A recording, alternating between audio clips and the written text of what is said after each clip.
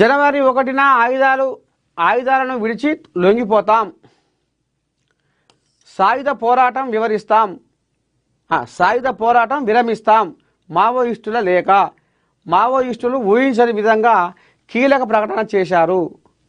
MMC అంటే Maharashtra, Madhya Pradesh, Chhattisgarh zone ప్రతినిధి అనంత్ పేరుతో ఓ లేఖను విడుదల చేశారు. వచ్చే సంవత్సరం జనవరి 1న ఆయుధాలు విడిచి లొంగిపోతామని అందులో పేర్కొన్నారు. ఎంఎంసి అంటే 3 రాష్ట్రాల పేరు అన్నట్టు. ఆ జోన్ ప్రతినిధి అనంత్ పేరుతో ఒక లేఖను మరి విడుదల చేసిరట. మరి అమిత్ షా, కేంద్ర హోంశాఖ మంత్రి అమిత్ షా నోరు తెరిస్తే మావోయిస్టులను మట్టు పెడతా, భూమి మీద ఉంచా, కథం పట్టిస్తా, ఖబర్దార్ మీరు లొంగిపోతూనే లొంగిపోరి, లేకపోతే బూడిదైపోతారు అనేది ఆయనే పట్టుబట్టిండు బిర్రుగా. లాభం లేదు, ఇక్కడ కూంబింగు అక్కడ కూంబింగు, నడవంగా ఎక్కడ పోవాలి, ఏం చేయాలనేది పాపం వాళ్ళు లాభం లేదురా నాయన అనేది లొంగిపోతాం. ఏది జనవరి 1న ఆయుధాలను విడిచి లొంగిపోతాం అనే కాడికి వచ్చింది మావోయిస్టుల కథ. ఉద్యోగులకు గుడ్ న్యూస్. 2026లో సెలవుల జాతర. కేంద్రం విడుదల చేసిన భారీ సెలవుల జాబితా ఇదే.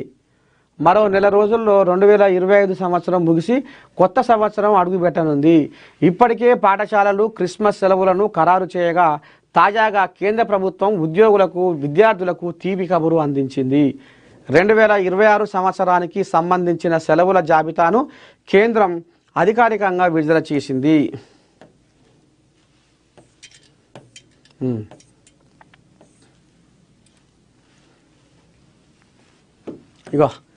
జిల్లాలకు సీఎం రేవంత్, పల్లెలకు జూబ్లీ హిల్స్ జోష్. ఎన్నిక ఏదైనా అండగా సీఎం. పల్లెపోరు సమయంలో దూకుడు వ్యూహం. 90% పంచాయతీల్లో గెలుపే టార్గెట్. జూబ్లీ హిల్స్ బైపోల్లో కాంగ్రెస్ పార్టీని ఒంటి చేత్తో గెలిపించిన సీఎం రేవంత్ రెడ్డి ఇప్పుడు పల్లెపోరులో కాంగ్రెస్ మద్దతుదారులు విజయడంక మోగించేందుకు స్కెచ్ రెడీ చేశారు. పల్లెపోరు నామినేషన్ల జోరు ముమ్మరంగా సాగుతుండగా ముఖ్యమంత్రి రేవంత్ రెడ్డి సంచలన టూర్కు రెడీ అయ్యారు. సీఎం పర్యటనకు సంబంధించిన షెడ్యూల్ను తెలంగాణ ముఖ్యమంత్రి కార్యాలయం విడుదల చేసింది. మొత్తం 6 రోజుల పాటు సీఎం జిల్లాల టూరు కొనసాగనుంది. 6 రోజులు 6 జిల్లాల్లో సీఎం రేవంత్ పర్యటించనున్నారు.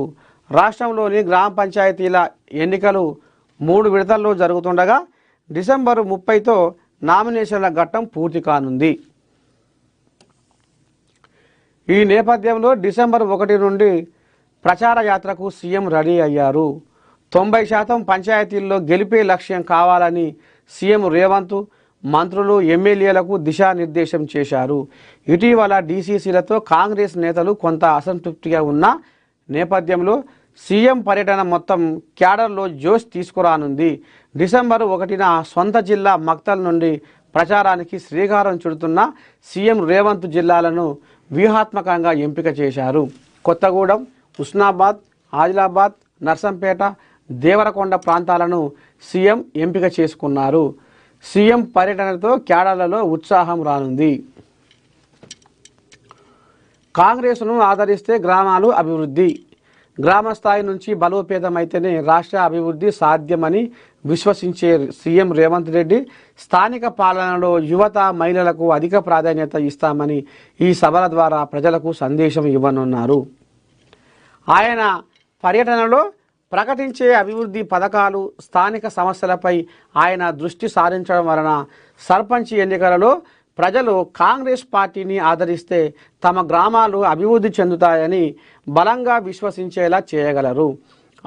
ఈ 6 రోజుల పర్యటన ముగిసే నాటికి సర్పంచ్ ఎన్నికలలో కాంగ్రెస్ అభ్యర్థులకు అనుకూలంగా బలమైన సానుభూతి, మద్దతు పెరుగుతాయని, ఇది ముఖ్యమంత్రి రేవంత్ రెడ్డి నాయకత్వానికి, ఆయన పాలనకు మొదటి ప్రజామోదం అవుతుందని పార్టీ వర్గాలు ధీమా వ్యక్తం చేస్తున్నాయి. ఇది కథ.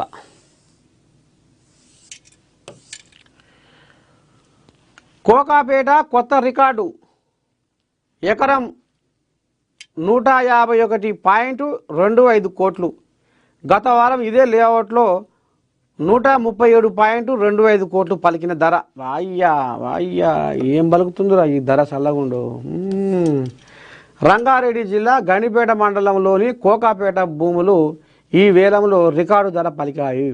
ఎకరం ధర ఏకంగా 151.25 కోట్లకు చేరింది. ప్లాట్ నెంబర్ 15, 16 కలిపి మొత్తం 9.06 ఎకరాల భూమికి వేలం వేశారు. 15వ నంబర్ ప్లాట్లో ఎకరం 151.25 కోట్లు, 16వ నెంబర్ ప్లాట్ ఎకరానికి 147.5 కోట్ల ధర లభించింది. తద్వారా సర్కారు ఖజానాకు 1353 కోట్ల ఆదాయం సమకూరనుంది. హెచ్ఎండిఏ ఈ వేలంలో ప్రారంభ ధరను 99 కోట్లుగా పేర్కొంది.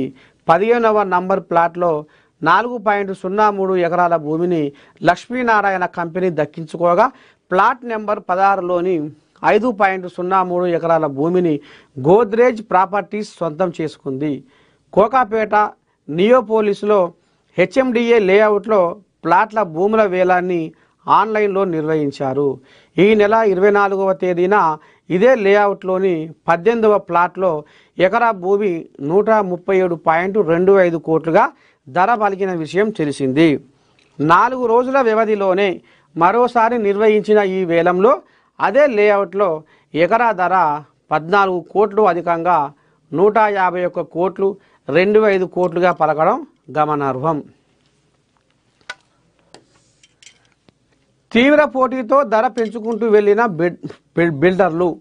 ఉదయం 11 గంటలకు ప్రారంభమైన వేలం సాయంత్రం 6 గంటల వరకు కొనసాగింది. పోటీ ఉండడంతో బిల్డర్లు భూమి